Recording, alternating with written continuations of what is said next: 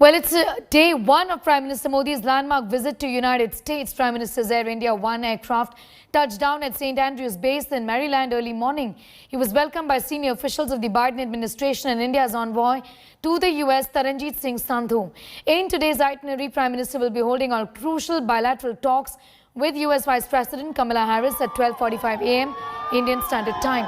And before that, Prime Minister Modi will be meeting top 5 CEOs in Washington, including Qualcomm CEO Cristiano E Amon, Adobe chairperson Shantanu Narayen. Prime Minister's one-on-one meeting with the CEOs is expected to begin at 7:35 and is likely to last an hour. After that, he will be holding bilateral talks with his Australian counterpart Scott Morrison at 11 p.m.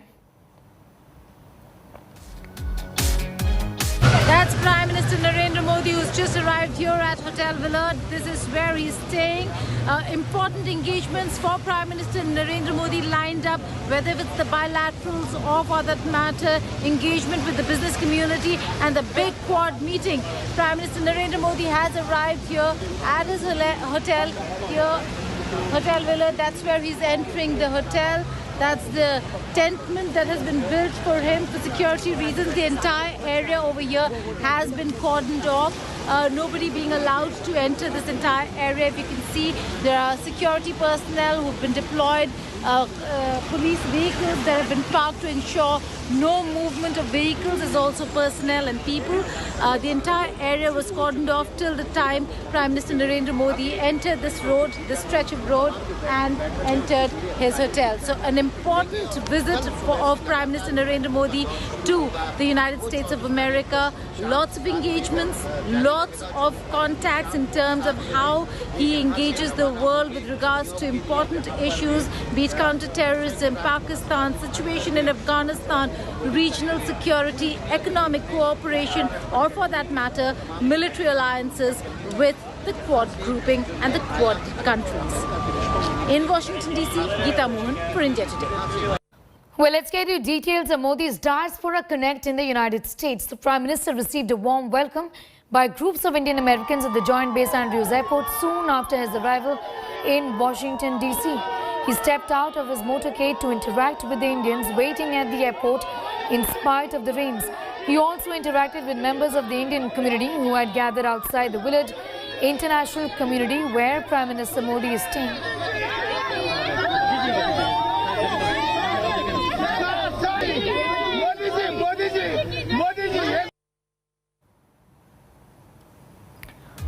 Prime Minister Modi took to Twitter to talk about the diaspora, and he said that they are in fact distinguished themselves across the world, saying they were the nation's strength. One of the signature events of the Prime Minister's overseas visit has been his meetings with the diaspora community in large gatherings. However, because of the current situation given the pandemic, the Prime Minister is unlikely to have a large gathering or any meeting with the diaspora as such.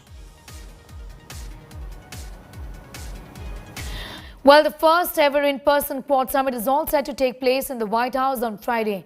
Ahead of the crucial Quad Summit, Prime Minister Modi will be holding standalone bilateral meetings with Japanese Prime Minister Yoshihide Suga, Australian Prime Minister Scott Morrison and US President Joe Biden. The agenda of the meetings would be to counter China's growing influence in the Indo-Pacific region. Beijing's military presence and political influence in the Indo-Pacific region pose a major threat to India, Japan, Australia and the US.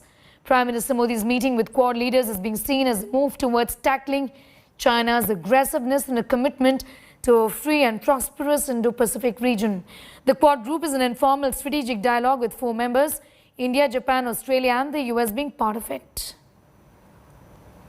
This is where Prime Minister Narendra Modi will hold bilateral meeting with President Biden, followed by the big Quad meeting, the first in-person meeting of Quad leadership that will take place at the White House. Primarily, the focus is going to be how to ensure that China and Chinese aggression is contained in the entire Indo-Pacific region. There are many areas that will be covered when it comes to alliances, but also the focus will remain counter-terrorism, post-COVID recovery is also supply chain resilience. These are very important aspects, but terrorism and the situation in Afghanistan certainly are going to be key.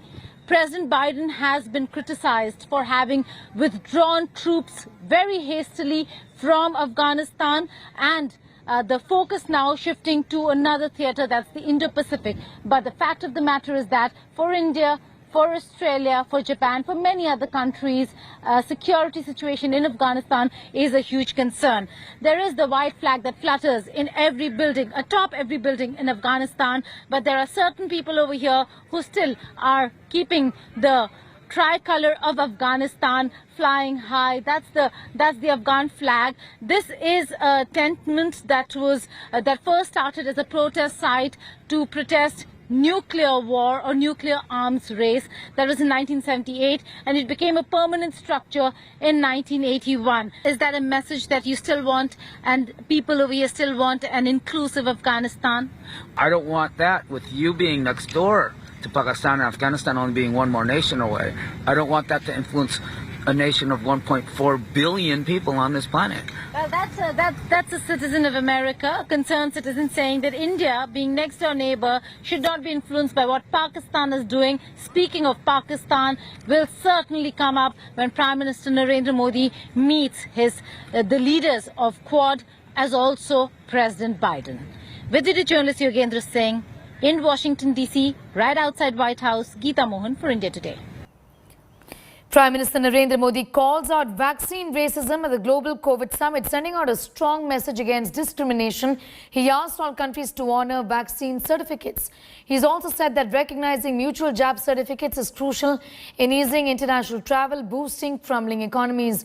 His big message comes at a time when UK has recognized Covishield vaccine but is yet to relieve Indian travelers of 10-day mandatory quarantine over certification issue.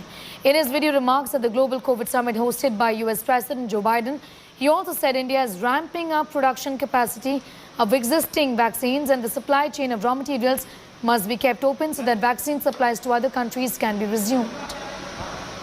We also need to focus on addressing the pandemic economic effects. To that end, international travel should be made easier through mutual recognition of vaccine certificates.